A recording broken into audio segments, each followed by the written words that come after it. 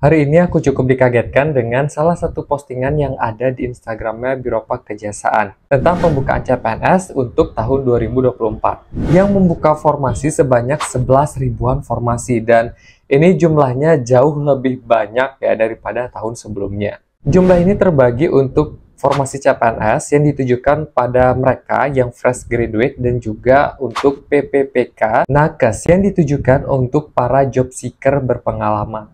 Dan untuk jenjang pendidikan yang nanti akan dibuka pada CPNS 2024 itu dimulai dari pendidikan SLTA atau SMA sederajat, lalu ada D3, ada D4, dan juga S1 dengan kualifikasi pendidikan yang beragam. Jujur aku udah nggak sabar banget ya untuk nungguin kelanjutan informasi secara lengkapnya tentang pembukaan CPNS tahun 2024 ini dan membagikan informasinya ke kalian. Lalu kalau menurut kalian sendiri gimana? Preview.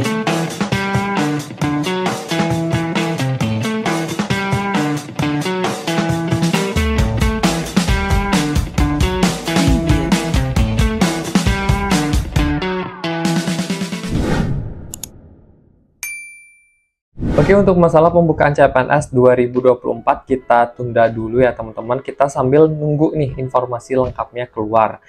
Dan di sini aku mau ngucapin selamat ya, khususnya buat kalian yang telah lolos seleksi CPNS di tahun 2023 di instansi manapun dan juga formasi apapun. Di sini aku ingin memberikan peringatan kepada kalian terhadap hal-hal apa saja yang sebaiknya kalian hindari kalau kalian nggak mau bermasalah selama proses pengangkatan menjadi PNS. Ketika kalian ikut seleksi CPNS dan berhasil lolos, itu nggak semata-mata langsung diangkat ya menjadi PNS. Kalian harus melewati masa-masa menjadi CPNS atau calon pegawai negeri sipil dulu, dan ini menurut aku masa-masa yang paling riskan ya teman-teman, karena gampang banget gitu untuk membatalkan kelulusan kalian menjadi PNS. Khusus untuk instansi Kejaksaan RI, masa-masa menjadi CPNS itu selama 1 tahun ya teman-teman. 1 tahun berjalan barulah bisa untuk diangkat menjadi PNS. Dan berdasarkan beberapa berita atau informasi yang pernah aku dengar, itu ternyata ada nih CPNS yang akhirnya dibatalkan kelulusannya menjadi PNS. Nah, di sini aku bakal kasih tahu ke kalian hal-hal yang jangan dilakukan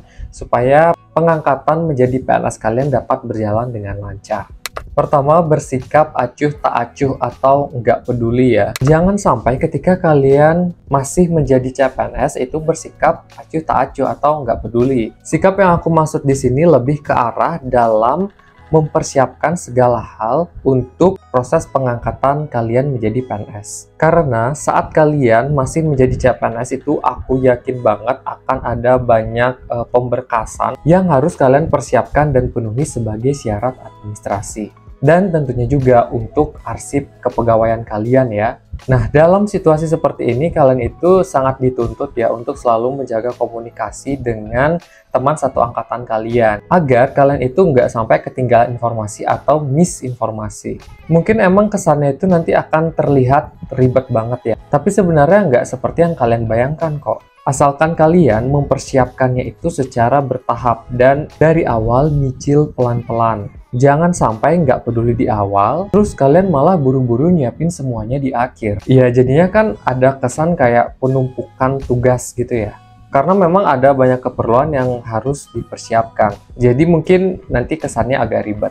Yang kedua adalah menyalahi aturan. Kita hidup di negara yang memang serba ada aturannya ya teman-teman. Apalagi kita sebagai PNS itu ada branding ya, jadi role model di masyarakat yang jangan sampai menyalahi aturan yang ada. Ini sikap yang menurut aku sangat fatal ya untuk dilakukan, karena dengan menjadi PNS itu kan kita mengabdikan diri kepada negara ya, sehingga negara atau pemerintah yang akan menanggung hidup kita. Jadi pemerintah itu akan gampang banget ya untuk membatalkan status kita menjadi PNS di saat kita itu masih sebagai calon PNS. Kan di situ SK PNS kita belum keluar ya. Dan mungkin nanti saat kalian mulai bekerja ke tempat tugas gitu ya, ada beberapa SOP ataupun aturan yang sebaiknya kalian penuhi dan jangan kalian langgar.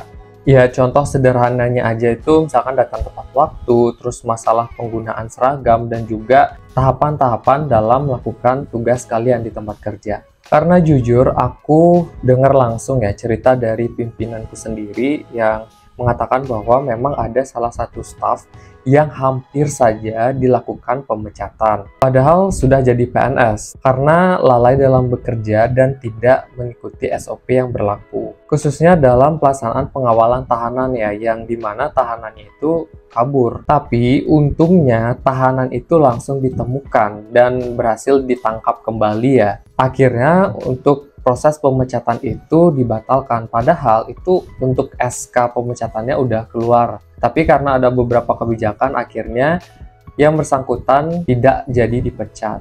Jadi untuk hal yang seperti ini aku harap jangan sampai terjadi ke kalian. Berikutnya adalah berperilaku atau bersikap tidak baik. Pesan dari aku, dimanapun kalian berada dan dengan siapapun, itu kalian harus selalu bersikap baik. Siapa tahu kan seandainya itu kalian nemuin orang yang gak dikenal nih di jalan atau di tempat umum gitu. Ternyata itu atasan kalian, kan kita nggak tahu ya. Apalagi di kantor, jangan sampai kalian itu bersikap yang dapat memancing emosi pimpinan kalian. Jadi kalian harus pahami juga ya pimpinan kalian. Nggak hanya sopan santun di lingkungan kantor saja ya, tapi di masyarakat umum juga itu harus dijaga sikap ataupun perilaku kita. Jangan sampai ya kalian itu menimbulkan keributan di masyarakat. Mungkin misalkan saja gitu ya, kalian nanti terlibat dalam perkelahian, tawuran, atau mungkin masuk ke klub-klub malam gitu. Siapa tahu juga kalian itu ikut dalam transaksi terlarang. Karena kalau sampai ada masyarakat yang mengetahui dan melaporkannya ke pimpinan kalian ya, itu bisa menimbulkan masalah buat kalian. Dan gak segan-segan pimpinan kalian akan membatalkan proses pengangkatan kalian menjadi PNS. Berikutnya adalah tidak ikut diklat atau pendidikan. Yang aku maksud di sini itu kalau kalian gak ikut pendidikan tanpa alasan yang jelas ya teman-teman, gak ada pemberitahuan gitu loh, gak ada informasi dari kalian. Tapi kalau kalian itu ada musibah, mungkin akan ada toleransi ya, atau kebijakan lainnya. Di sini aku mau kasih tahu ke kalian, siapa tahu ya ada yang belum tahu, khususnya di instansi Kejaksaan RI itu ada diklat atau pelatihan yang harus diikuti untuk diangkat menjadi PNS. Aku kurang tahu ya kalau untuk di instansi lain itu ada diklat atau tidak. Karena diklat ini tuh jadi salah satu syarat ya untuk diangkat menjadi PNS. Yang dimana kalau misalkan kalian itu tidak diklat dengan alasan yang tidak jelas dan tidak masuk akal juga ya, itu berarti tandanya kalian tidak memenuhi syarat untuk diangkat jadi PNS. Selama proses pelaksanaan diklat, itu saran dari aku ya kalian ikuti saja alur diklatnya seperti apa. Tapi jikalau kalian mengalami ya suatu masalah atau musibah atau kendala gitu, kalian lebih baik langsung aja cerita ke pembina kalian selama proses diklat. Mungkin ada dari kalian yang belum terbiasa hidup jauh dari orang tua atau mungkin belum terbiasa hidup mandiri dan ngerasa aneh gitu. Nah, disinilah sebenarnya tempat kalian itu untuk belajar hidup mandiri. Di tempat diklat tentu akan ada beberapa proses pembelajaran yang akan dilalui. Nah, khusus untuk instansi Kejaksaan RI sebenarnya aku udah pernah bahas ya, tentang diklat-diklat apa saja yang dilaksanakan. Untuk kalian yang mau tahu, bisa tonton aja video aku sebelumnya dengan klik link yang muncul di pojok kanan atas video ini, atau nanti aku sertakan linknya di kolom deskripsi di bawah.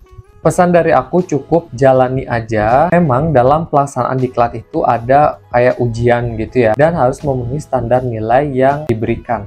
Mungkin di sini kalian ada yang khawatir ya, misalkan kalau tidak memenuhi standar nilai yang ditetapkan itu gimana? Jangan khawatir ya teman-teman, untuk penilaiannya itu nggak hanya nilai saat ujian aja ya teman-teman, tapi perilaku kalian dalam pelaksanaan diklat itu juga dinilai. Lalu ada juga kayak tugas-tugas itu kan masuk ke penilaian ya. Intinya kalian itu jangan sampai buat keributan atau buat masalah selama proses diklatnya. Karena aku yakin pasti kalian bakal dibantu kok.